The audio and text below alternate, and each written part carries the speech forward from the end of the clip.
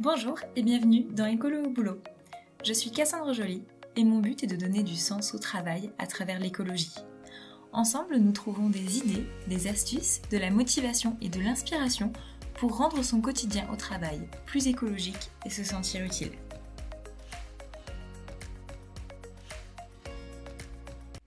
Bonjour à vous qui nous écoutez et bonjour Océane.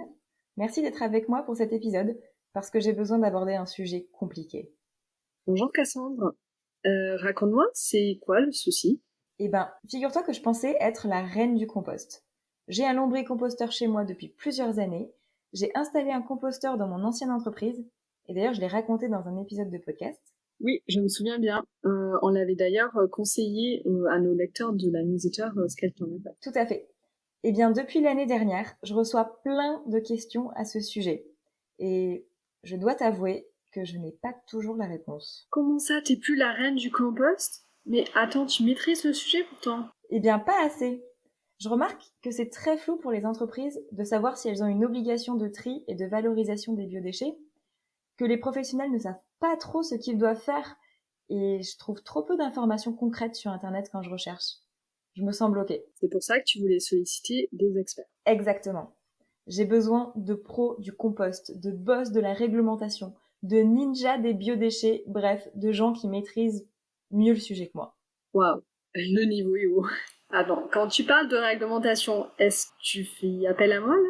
Bah oui, c'est toi la reine de la réglementation, c'est pour ça que je t'ai appelée. Ok. Parce que déjà, quand on dit déchets organiques ou biodéchets en entreprise, on parle de quoi précisément? Qu'est-ce qu'on est obligé de trier et de valoriser? Ok, ça c'est simple comme question. Ça va nous permettre de rentrer dans le sujet. En fait, les biodéchets ou les déchets organiques, ça concerne les déchets verts, par exemple quand on entretient des espaces verts, les déchets de cuisine et de table, donc de restauration, de notre cantine, ou alors même les déchets qui sont jetés par les salariés dans leur déjeuner du midi, ainsi que les déchets issus de l'industrie agroalimentaire. Donc là, c'est plus la partie industrielle lorsqu'il y a création de produits et donc du coup certains déchets qui en sont issus. Ok. Mais la réglementation, elle a beaucoup évolué ces dernières années. Elle s'est renforcée et je t'assure que quand je fais des recherches, j'ai du mal à comprendre qui est concerné et qui ne l'est pas. Alors je comprends tout à fait que ce soit pas facile à suivre parce qu'il y a eu une progression dans la loi au fil des années. C'est plutôt une bonne nouvelle en soi. On a commencé avec la loi Grenelle 2, qui est sortie en 2010, qui a instauré une obligation de tri à la source et de valorisation pour tous les gros producteurs de biodéchets et d'huiles usagées. Dès le 1er janvier 2016, il y a eu une progression. Ça veut dire que ça concernait tous les producteurs de plus de 10 tonnes de biodéchets et de 60 litres d'huile usagée par an. Et là, récemment, on a eu la loi AGEC. La loi AGEC qui a permis d'accélérer les choses avec un premier niveau d'obligation pour toutes les entreprises qui détiennent ou produisent plus de 5 tonnes de biodéchets par an. Donc, elles sont obligées de mettre en place un tri à la source de ces biodéchets et une valorisation sur place ou dans une collecte séparée. Donc ça a été inscrit dans le Code de l'environnement. Et donc ça, c'est déjà le cas aujourd'hui, mais le 1er janvier 2024, on va encore évoluer sur le sujet, toujours grâce à la loi AGEC. Il y avait un décalage de mise en application avec le décret. L'obligation de tri à la source des biodéchets, du coup, va s'appliquer à tous, quels que soient les volumes, quelle que soit l'activité des producteurs ou des détenteurs. Même les collectivités, du coup, devront proposer aux particuliers une collecte séparée et une solution pour valoriser de manière organique ces biodéchets. D'accord, donc c'est bien ce que j'avais compris. À partir de l'année prochaine, 2024, tout le monde doit gérer ses biodéchets, même si on est tout seul dans son entreprise. C'est ça, exactement. Ok. Il y a encore une chose que j'ai du mal à saisir, c'est que la loi, elle n'indique pas de méthode pour trier et pour valoriser le compost. Du coup, comment on sait quelle méthode utiliser? Ça va totalement dépendre de la quantité de biodéchets qui sont produits par l'organisation et aussi de sa capacité à les gérer par elle-même. Par exemple, s'il s'agit juste des restes du midi pour une petite dizaine de salariés, Des composteurs mobiles comme des lombricomposteurs, par exemple, sont suffisants.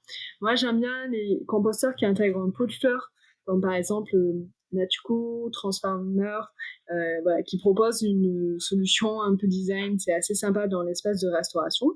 Et puis, ça a vraiment une vocation pédagogique et de sensibilisation, et ça, je pense qu'on va en reparler un peu plus tard. Mais dès qu'on va sur une plus grosse organisation, il y a évidemment beaucoup plus de quantité de déchets et on doit faire le choix entre soit installer un composteur sur place, soit être collecté par un organisme. Euh, si on veut installer un composteur sur place, quand on est en dessous d'une tonne de biodéchets hebdomadaires par semaine, il n'y a pas besoin d'agrément pour pouvoir les composter. Ouais. Donc quand je repense au petit composteur que j'avais mis en place dans mon entreprise, c'était facile parce que toutes les conditions étaient réunies. On avait largement moins d'une tonne de déchets par semaine. On était une petite équipe, la direction était d'accord, on avait le budget, on avait un emplacement idéal à côté de la cuisine sur des espaces verts. Les gens étaient convaincus. On était une petite équipe. Mais je me dis que dans une grande entreprise, c'est quand même plus compliqué, hein. Comment ça se passe? Bah écoute, toutes les questions que tu te poses, en fait, je me les suis posées aussi. Du coup, j'ai été demander à un expert, un maître composteur. Je te laisse écouter notre conversation.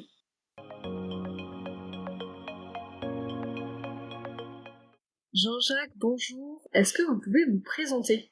Oui, donc je suis Jean-Jacques Fasquelle, je suis maître composteur et aujourd'hui je suis le coordinateur national du réseau Compost In Situ. Un maître composteur, c'est un expert, on va dire, de tous les compostages et dans les différentes missions qui peuvent lui être attribuées, il y a souvent de la formation, donc on forme des gens comme référents de sites de compostage, qui sont des relais de terrain sur site, des guides composteurs, donc là des gens qui vont avoir un peu plus une mission de porter la bonne parole et puis, le grand maître que je suis, qui est l'expert, donc qui va former, qui va aussi accompagner la mise en place de projets de compostage, aussi bien, du compostage domestique à l'échelle d'un foyer, du compostage en pied d'immeuble, ce qu'on appelle compostage partagé ou même du compostage autonome en établissement.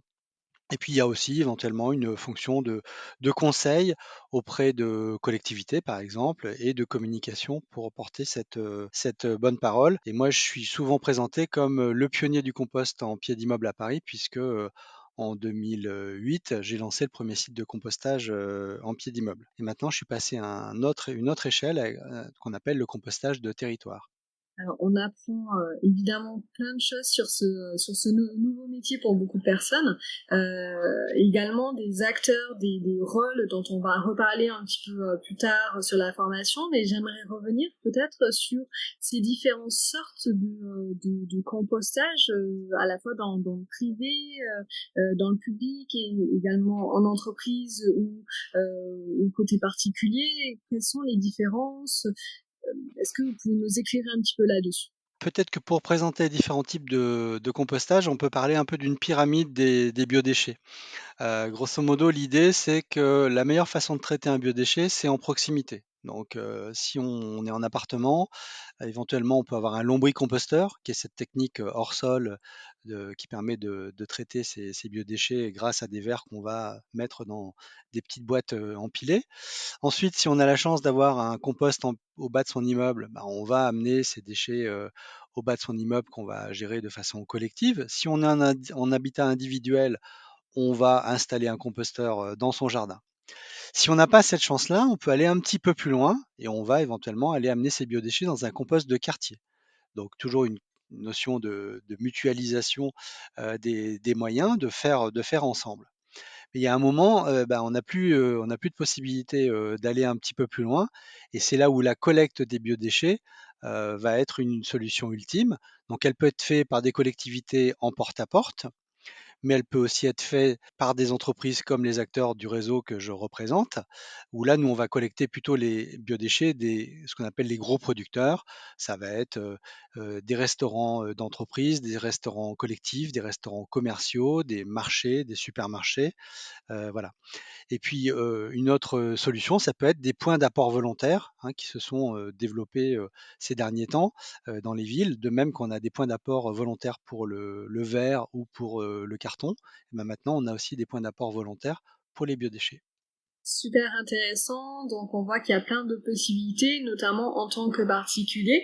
Il y a beaucoup de personnes qui nous écoutent qui ont envie de reproduire finalement les choses qu'ils font à la maison, donc peut-être qu'ils ont déjà des lombricomposteurs et ils aimeraient ramener cette pratique-là en entreprise. Dans ces cas-là, comment ça se passe? Alors, il y a plusieurs solutions. Il y a, pour pouvoir faire du compostage, bon, au-delà du lombricompostage, hein, qui peut se faire effectivement, entre 4 murs, mais qui va pas pouvoir, absorber beaucoup de volume de biodéchets, il faut avoir du terrain. Hein, donc il faut avoir un espace pour pouvoir installer des composteurs. Donc assez souvent en entreprise, ça peut être intéressant d'avoir un petit composteur, mais c'est plutôt du compostage pédagogique et du compostage de témoignage dans lequel on va dire on va mettre le marc de café et puis les épluchures des fruits qu'on a mangés à la pause.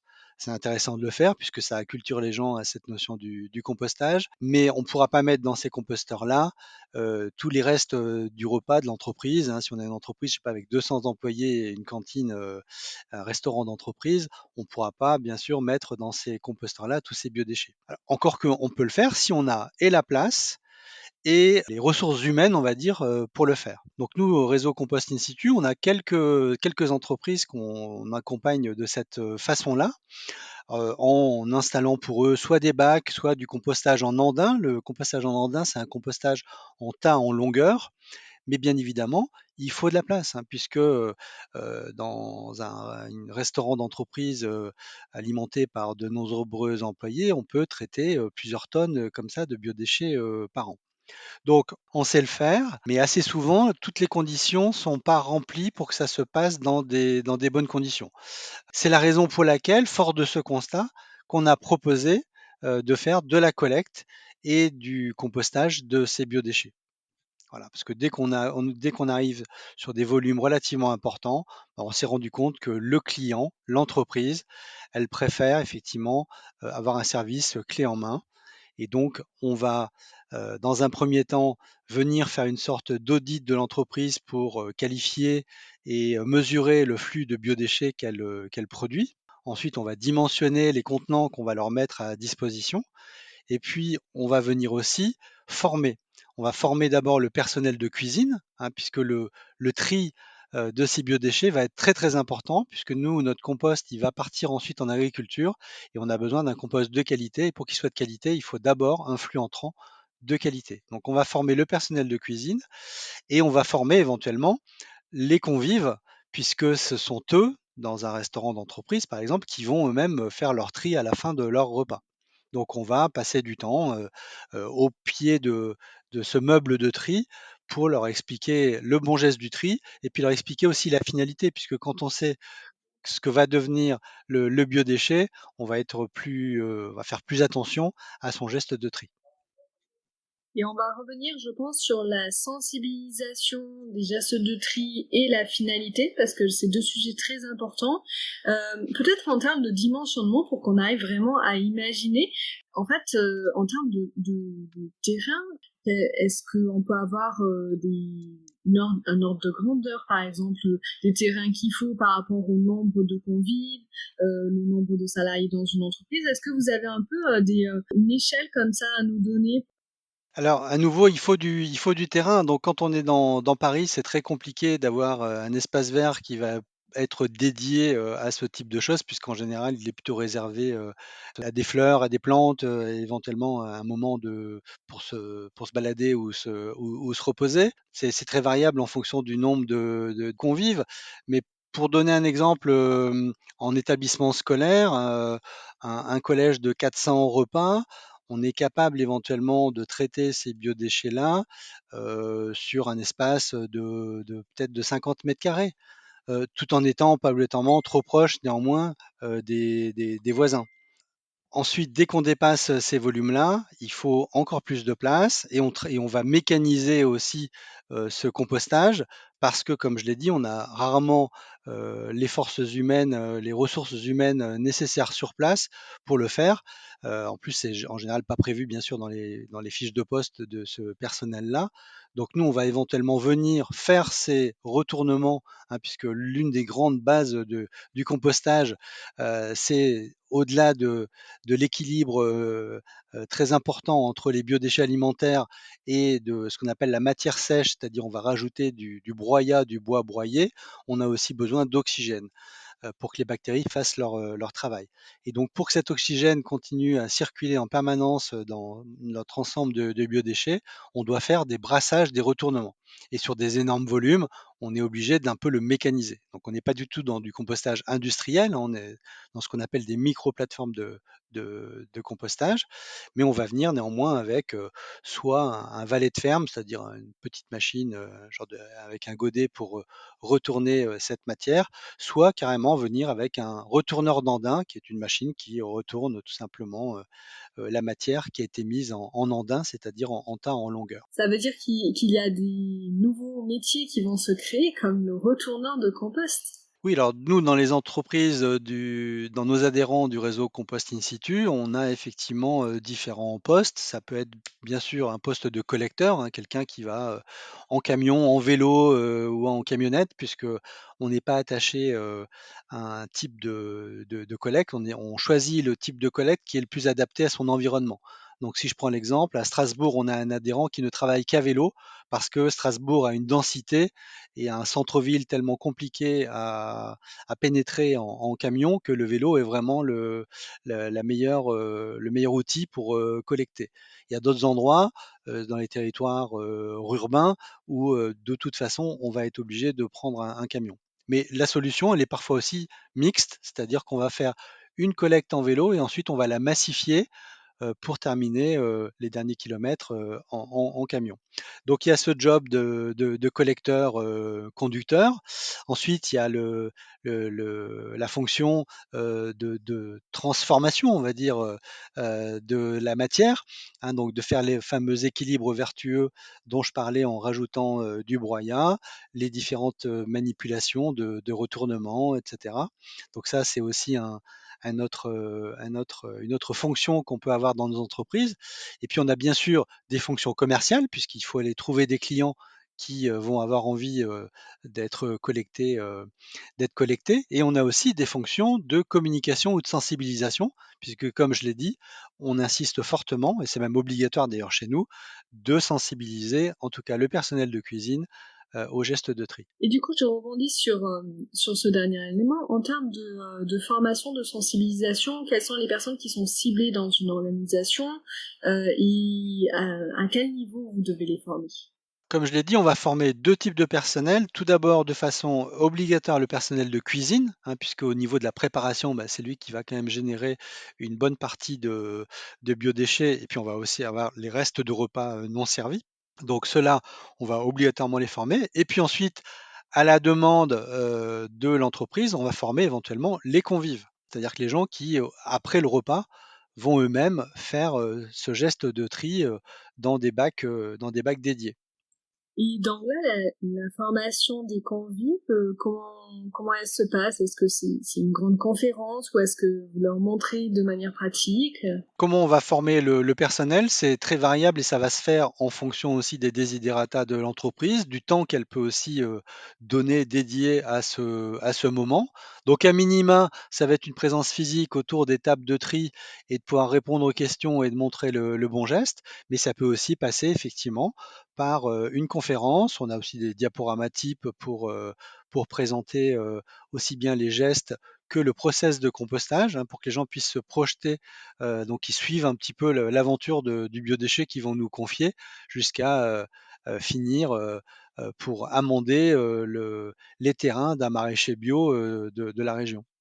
Voilà, et puis ça peut être aussi, pourquoi pas, de venir faire une visite du site de compostage pour qu'ils voient in situ comment ça se passe.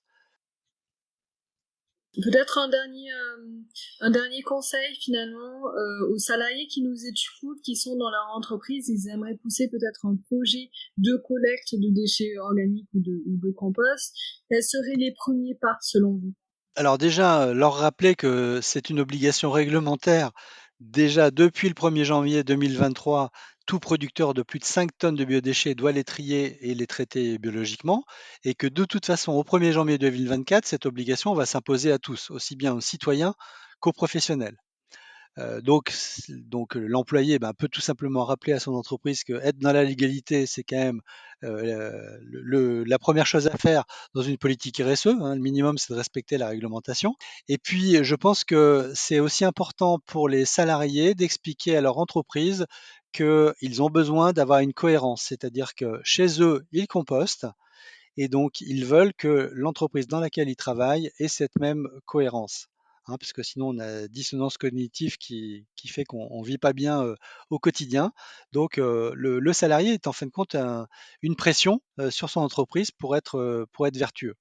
Donc ensuite, qu'importe le flacon pourvu qu'on ait l'ivresse, qu'on fasse du compostage sur site ou de la collecte de biodéchets, je pense que le salarié voilà, peut dire à son entreprise, moi je veux être cohérent et je veux que mes biodéchets, les biodéchets que je produis dans mon entreprise soient traités de façon vertueuse comme je le fais à la maison. Et la boucle est bouclée de l'économie circulaire, évidemment. Merci beaucoup Jean-Jacques pour tous vos savoirs et tous vos partages d'expériences. Génial, on y voit déjà beaucoup plus clair. Donc si je résume, on va composter sur place plutôt des petites quantités de déchets organiques. Donc ça peut être un composteur pédagogique qui a vocation à mettre du marc de café, des épluchures de fruits par exemple.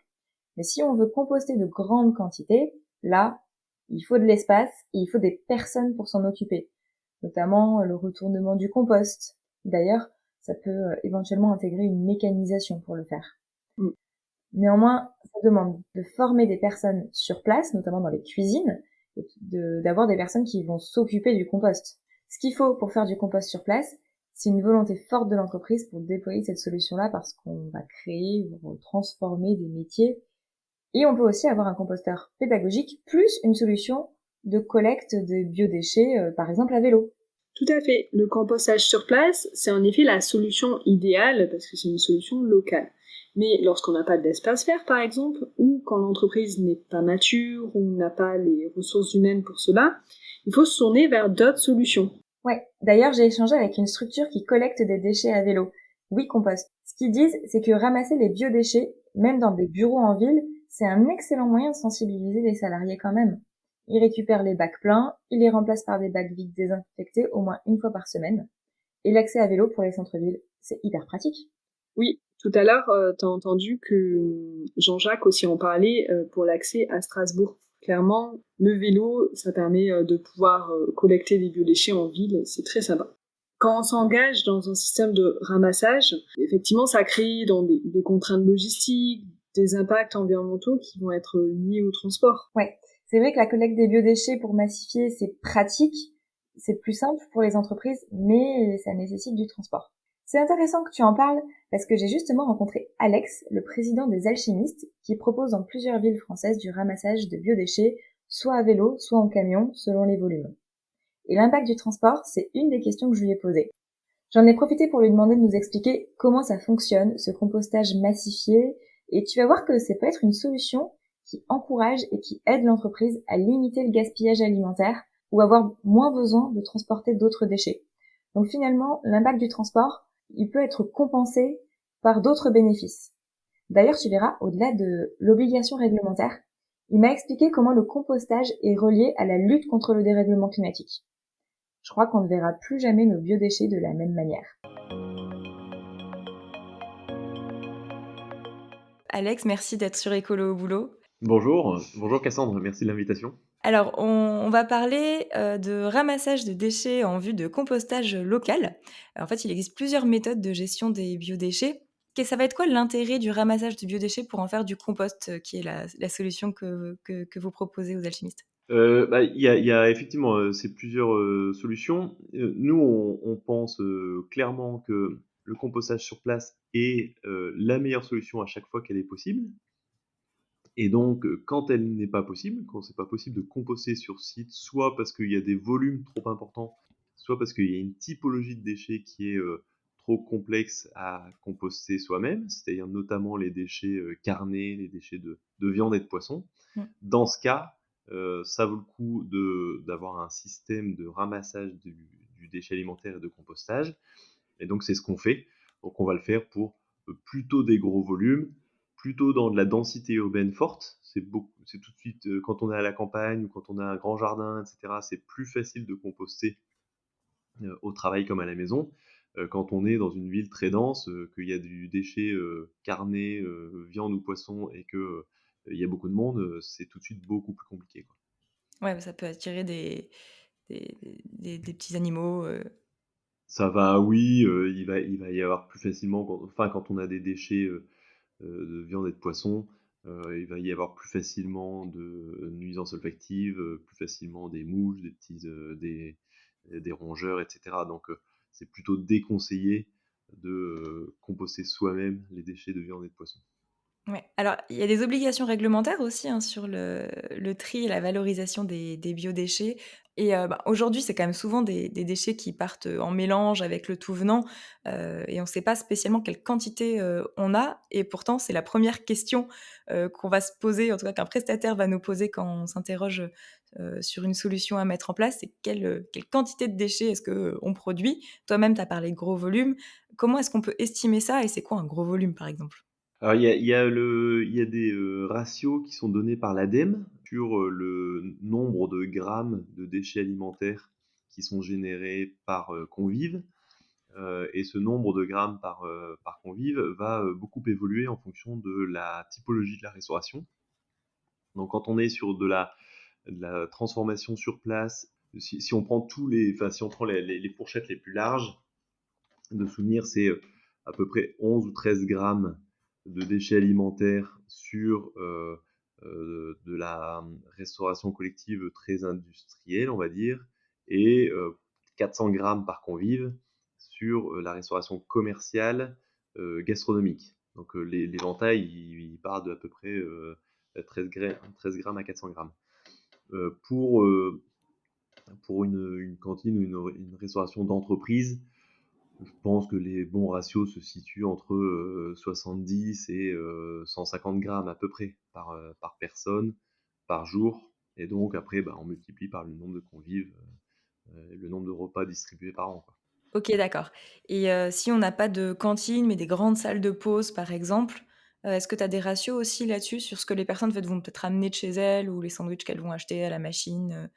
Là, honnêtement, c'est beaucoup plus difficile à calculer, et ce qu'on a constaté, parce qu'on a été souvent sollicité par des plus petits sites, quand les gens ramènent leurs gamelles ou quand ils vont acheter leur sandwich, on se retrouve quand même avec des ratios et des niveaux et des volumes de déchets alimentaires qui sont faibles à très faibles. D'accord. Donc, on a fait pas mal de tests sur des salles de pause. Honnêtement, on est vite sur des volumes de déchets qui sont quand même vraiment faibles, quoi. OK, ça marche. Donc là, ça peut valoir le coup de trouver une autre solution. Oui, ça va être le trognon de pomme, ça va être la Mmh. la la peau de banane. Ce que je pense, c'est que quand on est sur ces volumes qui sont extrêmement faibles, finalement, on va pouvoir utiliser les systèmes de ramassage qui sont dédiés aux ménages, avec des points d'apport volontaires dans la rue. Avoir un système de ramassage de ces déchets alimentaires pour ces volumes-là, c'est pas pertinent, quoi. OK, ça marche. Bah, comme ça, voilà, on a une bonne idée de, qui va être plutôt concerné par, soit du compostage sur place, soit une solution de point d'apport en point d'apport volontaire et qui va être plutôt concerné par, du ramassage, sur place. Dans tous les cas, qu'est-ce qu'il faudrait mettre en place dans l'entreprise? Parce que, bah, voilà, il faut, un nouveau bac, de tri pour mettre, ce type de déchets, qui en plus sont, bah, voilà, fermentescibles, donc tout ça, les personnes souvent elles ont peur des odeurs, peut-être même de la texture que ça va avoir, au bout de quelques jours. Voilà, qu'est-ce qu'il faut mettre en place en termes, voilà, est-ce qu'il faut former des gens? Est-ce qu'il faut mettre, des bacs aux endroits précis? Comment ça s'organise? Pour nous, la première des démarches, c'est que les gens comprennent à quoi ça sert. OK. C'est un geste local, comment ce geste local participe à une solution plus globale. Et quand on parle de ça, on parle de la question de la santé des sols. Faire retourner la matière organique, donc ces déchets alimentaires, au sol, à quoi ça sert? Quand on regarde les grands défis générationnels environnementaux qu'on a devant nous, c'est le réchauffement climatique, la question de la biodiversité, la question des cycles de l'eau, la question des cycles géochimiques de l'azote et du phosphore, etc. Donc les 9 grandes limites planétaires qui ont été recensées. Quand on regarde les 5 ou 6 limites planétaires qui ont été dépassées, la majorité sont liées à la question de la santé des sols. Le réchauffement climatique peut être combattu largement en stockant le carbone dans les sols. La biodiversité, quasiment toute la vie vient de sols en bonne santé, hein. On n'a qu'à comparer la forêt tropicale avec des sols en bonne santé et un désert où il n'y a plus grand monde qui vit. Le cycle de l'eau très largement impacté par la qualité des sols. Et donc, quand on comprend que remettre de la matière organique dans les sols, ça sert à ça, d'un coup, c'est plus simple, c'est plus valorisant, enfin, on comprend à quoi ça sert. D'un point de vue plus technique, ça veut dire effectivement qu'il faut isoler tout ce qui est organique de tout ce qui est inorganique, ce qui est finalement relativement simple parce que on peut comprendre assez facilement, et c'est pas difficile à comprendre, que tout ce qui était vivant un jour, c'est-à-dire des végétaux ou des animaux, peut retourner au sol. Euh, Contrairement à tout ce qui était fabriqué par l'homme, c'est-à-dire le fer, le plastique, le verre, etc. Donc, je dirais les consignes de tri, elles sont relativement simples dès lors qu'on est sur du ramassage de ces déchets alimentaires qui vont dans un composteur de type industriel, c'est-à-dire agréé par la préfecture pour prendre tous les déchets de viande et de poisson compris. Donc, une fois qu'on a ça, on a en général, ça va dépendre un petit peu de la taille de la cantine, hein. C'est jamais pareil si c'est 10 personnes dans une salle de pause ou si c'est 2000 personnes sur une grande tour à la Défense. Mais il va y avoir effectivement des contenants spécifiques, en général de couleur marron parce que c'est en train de se normaliser. Et on va mettre ces déchets alimentaires de manière spécifique dans ces contenants. Est-ce qu'il faut avoir peur? Ce qu'il y a de sûr, c'est que le déchet alimentaire a un avantage, c'est qu'il prend assez peu de volume, parce qu'il est très dense. Il a un désavantage par rapport à nos autres déchets type plastique, carton, etc., c'est qu'il est fermentescible. Fermentescible, ça veut dire que il va évoluer dans le temps, il va commencer à se dégrader dans le temps, et donc oui, ça peut amener des animaux, des mouches, ça peut générer des odeurs, etc. Donc ça, il faut être attentif à ça, et ça veut dire que on va être rarement gêné par la place dans les locaux poubelles. Par contre, on va être obligé d'avoir une récurrence de collecte relativement importante. C'est pour ça que même s'il y a un volume de déchets alimentaires faible, on va être obligé de venir de manière assez régulière pour collecter ces déchets, sinon ils vont générer des nuisances. Ok, et quand tu dis régulier, c'est quoi? C'est tous les jours, tous les 2 jours, toutes les semaines? C'est le minimum, c'est une fois par semaine en général. On peut aller à une fois toutes les 2 semaines dans certaines conditions, et notamment quand il y a un local poubelle réfrigéré. Mais moins d'une fois par semaine, c'est assez rare. Ok, ça marche. Et tu as évoqué le fait que après, ça va sur des plateformes de compostage qui sont agrémentées, donc ça accueille tous les biodéchets. Des fois, on voit des déchets d'emballage avec des mentions compostage, enfin, on dirait du plastique, etc. Mais il y a marqué qu'on peut les composter parce que c'est peut-être avec de l'amidon, de maïs ou des choses comme ça. Est-ce que ça aussi, on peut le revaloriser? Alors, tout ce qui est labellisé OK Compost se composte. Donc, il n'y a pas de problème agronomique. Et donc, il y a le label OK Compost et le label OK Compost Home.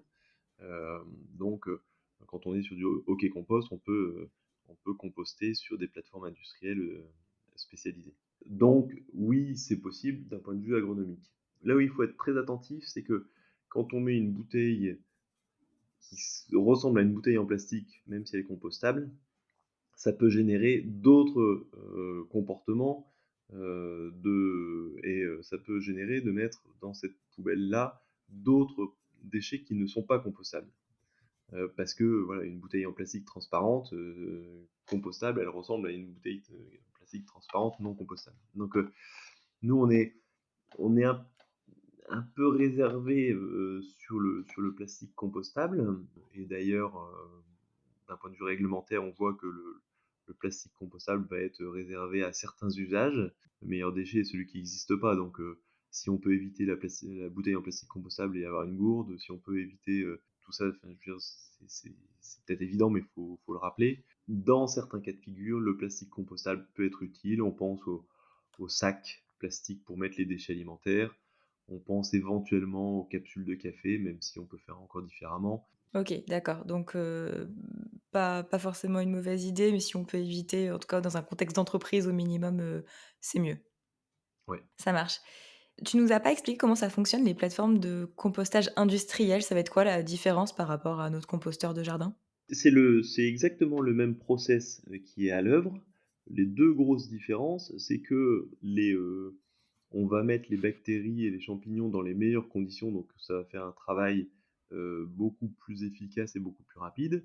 Et surtout, comme le travail des bactéries va être dans les meilleures conditions et que ça va être efficace et rapide, ça va être également monitoré et on va être absolument certain du process et notamment de ce qu'on appelle l'hygiénisation de ces déchets alimentaires. Dans les déchets alimentaires, il faut avoir en tête qu'il y a beaucoup de listeria, de salmonelle, d'escherichia coli, de germes pathogènes. Et ces germes pathogènes, personne n'a envie qu'ils se baladent dans la nature. On sait ce que ça peut donner une crise de salmonellose. Donc ça, on n'a pas envie que ça se balade. Et c'est pour ça que ce qu'on va regarder sur une plateforme de compostage industriel et agréée par la préfecture, c'est majoritairement deux choses. C'est les procédures de gestion des flux. Donc on évite, comme dans une cuisine de restauration, de mélanger le propre et le sale, premier point. Et le deuxième point, ça va être la montée en température du compostage. En gros, on se rapproche des phénomènes de pasteurisation qui nous assurent que tous les germes pathogènes sont morts pendant l'hygiénisation du compostage. Toute cette montée en température se fait de manière complètement naturelle. C'est l'agitation et la reproduction des bactéries et l'activité des bactéries qui fait monter le mélange en température. Je pense que tout le monde a déjà expérimenté de mettre sa main dans un tas de tontes de, de gazon 48 heures ou 72 heures après. Ouais, c'est chaud. C'est chaud, c'est parfaitement naturel et c'est ça ce qui se passe. Et puis ensuite, là où on va être très attentif, c'est les équilibres. Donc l'équilibre notamment azote-carbone. Faire en sorte que le mélange est suffisamment aéré pour que l'air accède à toute la matière qui est en compostage. Et une fois qu'on a un ratio carbone-azote de l'oxygène, on va avoir les bonnes bactéries qui vont se développer et donc un process de compostage qui va être optimisé. Ouais, c'est un peu de la chimie de précision, le compostage de qualité.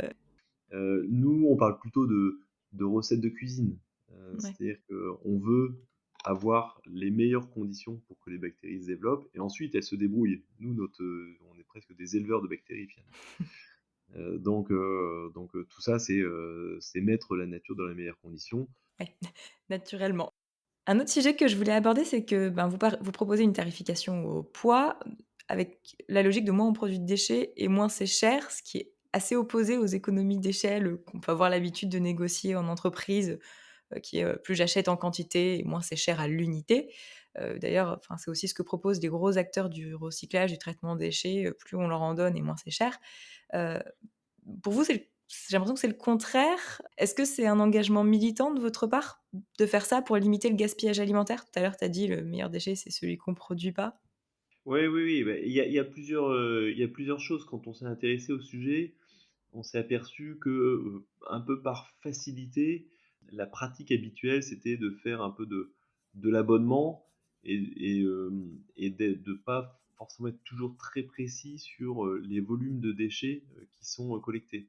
Il y a pas de différence sur la facture entre juin et août, alors que on sait que très majoritairement, les entreprises ont des baisses d'effectifs de 30, 40, 50% au mois d'août. Et donc, nous, quand on a travaillé sur notre tarification, on s'est dit, bah, si on veut être particulièrement transparent et si on veut être, je dirais, aligné aussi au succès de nos clients, on va facturer au, au- au réel, quoi. Moi, facturer 100, 200, 1000 euros par mois, alors que potentiellement il n'y a pas eu de déchets ou il y en a eu beaucoup moins, ça nous semblait pas pertinent. Donc c'est vraiment essayer d'avoir quelque chose qui est très transparent vis-à-vis du client, et donc voilà, au réel. C'est peut-être un peu moins vrai dans l'entreprise, mais dans la restauration commerciale, c'est aussi une façon de faire des charges variables qui vont augmenter ou baisser en fonction du chiffre d'affaires. Quand un restaurateur fait un très bon mois, il a vendu beaucoup et il a généré beaucoup de déchets, c'est moins gênant pour lui de payer une facture un tout petit peu plus importante que quand il fait un mois qui est un mauvais mois. Hmm. Donc pour nous, voilà, ça je dirais, ça devrait être la base, c'est tout simplement de ne pas payer le déchet que j'ai pas produit. Mm. Donc ça, c'est la base. Et c'est une relation de confiance qu'on veut instaurer entre eux. Ensuite, il y a un deuxième élément et un deuxième argument qui nous a amené à ça, c'est que on veut donner les clés à nos clients de progresser sur la lutte contre le gaspillage alimentaire. On a encore beaucoup, malheureusement, de bacs, de poubelles qui arrivent chez nous avec clairement des produits qui sont encore consommables. C'est malheureux, enfin voilà, mais c'est une pratique qui reste encore relativement forte. Et nous, ce qu'on pense, c'est que pour évoluer sur ce sujet-là, la première des choses à faire, c'est d'avoir de la data. C'est très difficile de progresser quand on n'a pas les données. Donc là, on pèse chacun des bacs qui arrivent chez nous, et du coup, le client a la donnée en live sur ce qu'il a produit comme déchets la semaine numéro 1, la semaine numéro 2, etc. Il peut aussi se rendre compte assez rapidement si son personnel n'a pas forcément été formé. Donc, s'il y a une chute des déchets alimentaires ou s'il y a une augmentation forte des déchets alimentaires, soit c'est parce qu'il y a eu un relâchement sur le travail de la lutte contre le gaspillage, soit c'est parce que les déchets alimentaires sont partis avec les autres poubelles en tout venant, en incinération ou en enfouissement, ce qui est un autre problème. Et j'ajoute d'ailleurs qu'on facture à la tonne, enfin donc à la tonne réellement constatée, et on facture aussi en fonction de la qualité du tri. On met 1 étoile, 2 étoiles, 3 étoiles en fonction de la qualité du tri, et on facture de manière différenciée, c'est-à-dire quand on trie bien, on paye moins, justement pour être toujours dans cette logique de faire progresser tout le monde et de se dire nous, on veut collecter des déchets alimentaires, on veut pas collecter des bouteilles en plastique ou des canettes en acier, quoi. Ah oui, ça peut Donc arriver voilà, aussi, c'est vrai. Mm. exactement. On parle de bilan carbone, d'impact environnemental. La collecte, qu'elle s'effectue, alors à vélo, c'est moins le cas, mais en camion, ça a un impact environnemental. Vous, est-ce que c'est quelque chose que vous regardez aussi pour que, au final, on soit quand même sur une opération qui, au-delà de ce qu'on va apporter au sol grâce au compost, soit positive? Oui. La, la logistique, elle a un impact carbone, même si on est avec des moyens logistiques au gaz, voire en électrique, de toute façon, je dirais, quel que soit le moyen, il y a de toute façon de l'énergie grise qui était consommée pour fabriquer le camion. Donc même s'il est électrique et de l'électricité complètement décarbonée, ça n'empêche qu'il y a eu de l'acier, il y a eu du caoutchouc, il y a eu tout ça. Donc de toute façon, à partir du moment où on déplace une matière d'un point A à un point B, il y a un impact environnemental, quoi qu'il arrive. Comment on essaye de lutter contre ça? La première façon de baisser le coût environnemental de la logistique, c'est d'optimiser les tournées au maximum. Ça tombe bien parce que ça aligne les enjeux économiques et écologiques. Donc tout le monde a vraiment intérêt à le faire et ça justifie un travail minutieux et approfondi sur le sujet. Ouais. Ça va être aussi une façon de commercialiser, c'est-à-dire que on va essayer de commercialiser de manière un peu géographique. Donc, quand on a un point qui est un peu éloigné, c'est de se dire on peut le prendre, mais à condition de commencer à commercialiser autour de ce point-là pour rentabiliser d'un point de vue économique et écologique le trajet. Et ensuite, Il y a une conséquence qui est peut-être à un petit peu plus long terme, qui est, quand on enlève, la totalité des déchets alimentaires des poubelles, le reste des poubelles n'est plus souillé et donc il peut y avoir, comment dire? Des fréquences de tournée sur, les déchets, industriels banaux, les DIB ou les ordures ménagères résiduelles pour les ménages, ou sur le recyclable, qui peuvent être moins fréquentes. Donc, autrement dit, cette collecte sélective des déchets alimentaires peut permettre de faire des fréquences moins élevées et donc moins de logistique sur les autres types de déchets. Et à Milan ou et plus généralement en Italie du Nord, ils ont pu réduire la fréquence de la collecte des ordures ménagères résiduelles parce qu'ils ont une collecte sélective des déchets alimentaires. Et donc là, on commence au bout de 5-10 ans, à avoir des effets bénéfiques d'un point de vue écologique parce qu'il y a moins de camions qui roulent. Ok, d'accord, ouais, un espèce d'effet rebond positif une fois que cette habitude est bien prise. Exactement. Ok, trop bien. Et j'avais une question aussi sur le compost. C'est vrai que quand, par exemple, une entreprise veut installer un composteur sur place, elle va vite se demander, mais en fait, qu'est-ce que je vais en faire de tout ce compost qu'on va produire dans l'entreprise? Et du coup, ça pose la question, est-ce qu'avec cette obligation de tri, on va se retrouver avec tellement de compost qu'on ne saura pas quoi en faire? Ou est-ce qu'au contraire, on n'en a pas du tout assez? Qu'est-ce que tu en penses et qu'est-ce que vous en faites de ce compost?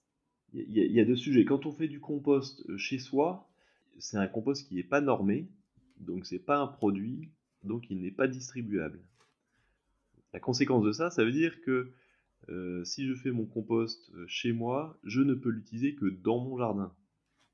De la même manière, pour l'entreprise, si je fais le compost dans mon entreprise, il faut que j'ai un jardin suffisamment grand pour utiliser le compost. Dans plein de cas de figure, ça fonctionne.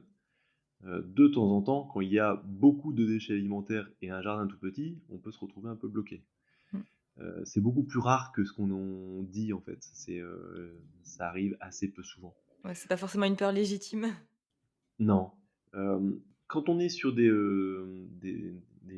plateformes de compostage industriel agréées, le compost en sortie est normé, NFU 44051, et donc il est distribuable. Et là, honnêtement, on est très loin de saturer le marché en compostage. Pourquoi? Parce que on a une surface agricole utile qui se compte en millions, en dizaines de millions d'hectares en France. Que aujourd'hui, le problème, il n'est absolument pas d'avoir trop de matière organique dans les sols, mais d'en avoir trop peu. Ouais. On a un vrai problème de dégradation des sols. C'est la FAO qui le dit, qui dit qu'il y a 40% des sols dans le monde qui sont dégradés. Il y a 5 ans, elle nous disait que c'était 25% des sols qui étaient dégradés. Donc on est passé de 25% à 40% des sols qui manquent de matière organique en 5 ans. Donc on a vraiment un problème inverse. Donc aujourd'hui, si on fait du compost qui est normé et donc distribuable, on n'a vraiment pas de problème pour, pour le rendre utile. La seule question qui se pose, c'est l'équilibre économique de cette activité. Aujourd'hui, malheureusement, on est assez peu à avoir pris conscience du problème du manque de matière organique dans les sols. Du coup, aujourd'hui, on met essentiellement en agriculture conventionnelle des engrais chimiques et miniers. Et donc, le compost est trop peu valorisé par rapport à ce qu'il amène en termes de bénéfices écosystémiques. Donc, si on arrêtait de mettre de l'azote qui vient de Norvège ou de Russie, si on arrêtait de mettre du phosphate qui vient du Maroc, et qui ont des impacts en termes de réchauffement climatique qui sont énormes, c'est-à-dire que c'est un des premiers facteurs d'impact en gaz à effet de serre de l'agriculture, et qu'on remplaçait ces engrais chimiques et miniers par du compost et de la matière organique, on réglerait un énorme problème. Ok, ouais. Et puis ça permet de faire le lien aussi entre l'entreprise et finalement le monde de l'agriculture, qui sont des mondes un petit peu éloignés parfois, enfin selon les secteurs en tout cas. Et voilà, se dire, en fait, tout mon compost, il va aller ensuite pour amender des sols et éviter d'utiliser des engrais chimiques et miniers. C'est plutôt une bonne nouvelle et on se reconnecte un petit peu au monde vivant et à notre alimentation, ce qui est pas plus mal. Carrément, carrément. Donc nous, peut-être pour préciser, une grosse partie de notre compost est distribuée auprès des agriculteurs et une partie non négligeable est distribuée en jardinerie. Donc on a 300 points de vente qui distribuent le compost Les Alchimistes. Et ça fait partie de notre mission qui est de sensibiliser un maximum de personnes. On espère sensibiliser jusqu'à 7 millions de personnes d'ici 4-5 ans sur cette question de la santé des sols, du retour de la matière organique au sol et des bénéfices écosystémiques qu'on en retire. Ok, vous en aurez peut-être sensibilisé quelques-uns à l'écoute de cet épisode. On les comptera dans les 7 millions. Super, on espère que ça va être efficace et on espère surtout avoir convaincu une partie d'entre eux. Écoute, merci beaucoup pour toutes ces informations, c'est quand même beaucoup plus clair. Merci beaucoup Cassandre et à très bientôt. À bientôt. C'était super intéressant. Merci pour cette interview. Je suis d'accord. Honnêtement, je savais que le compost, c'était intéressant, mais je n'avais pas compris l'ensemble des bénéfices. Sensibiliser à limiter le gaspillage alimentaire, réduire le besoin de collecte des déchets non organiques, nourrir les sols, capter du carbone dans le sol pour limiter le dérèglement climatique. C'est quand même fou qu'on n'en parle pas plus. Heureusement que ça devient une obligation réglementaire, finalement. Effectivement, mais je pense qu'il y aura besoin de beaucoup de sensibilisation et de pédagogie pour pouvoir expliquer l'intérêt aux entreprises et à l'ensemble de leurs équipes. C'est clairement une des premières étapes. Expliquer pourquoi on le fait, à quoi ça sert, qu'est-ce qu'on y gagne.